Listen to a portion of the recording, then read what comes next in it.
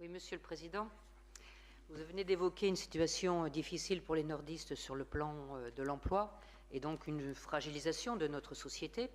Et pour autant, il y a d'autres sujets qui sont encore aujourd'hui d'actualité, même s'ils le sont moins mode, et il s'agit de la question des migrants.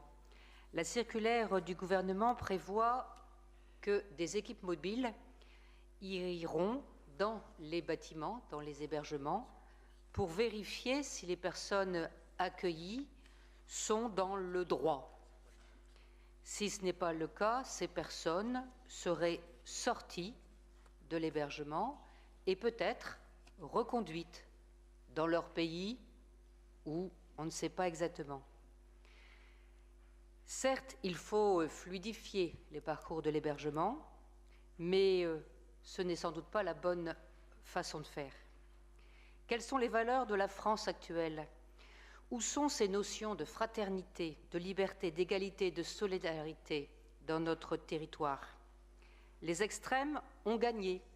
Le sentiment anti-européen se développe et il y a un refermement sur nos frontières. Il faut être français pour avoir droit. Ce n'est pas mon pays. Monsieur le Président, vos propos ont choqué lorsque vous avez fait référence à votre accord avec Marine Le Pen sur ces questions, opposant les enfants français ayant besoin de l'ASE et les autres, les limites à l'accueil dans le département.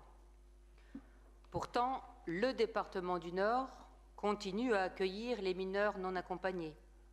Nous avons même voté une délibération cette année permettant aux familles qui accueillent les jeunes migrants d'être accompagnées sur le plan social, juridique et financier.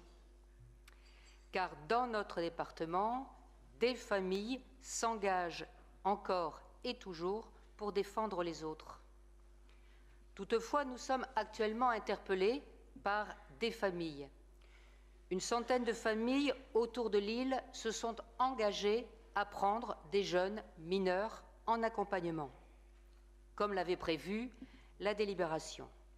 Pour autant, ils nous interpellent parce qu'ils n'ont pas de réponse du département, il n'y a pas d'accompagnant suffisant, il n'y a pas de financement, alors que c'était écrit dans la délibération, voire, puisqu'ils ne peuvent pas prendre une décision d'engagement du jeune sans en avoir un accord préalable du département, une non-réponse du département. Et par exemple, récemment, un jeune était inscrit à un stage, et ce stage, il n'a pas pu y aller, puisque la réponse du département est arrivée 2 jours après la date de fin du stage. Vos propos récents remettraient-ils en cause cette délibération votée? Votre nouvelle proximité avec le gouvernement actuel vous ferait-il oublier vos valeurs personnelles? Des jeunes attendent de pouvoir vivre décemment. Quelle est la place du département dans leur avenir? La France avait ratifié la Convention internationale des droits de l'enfant.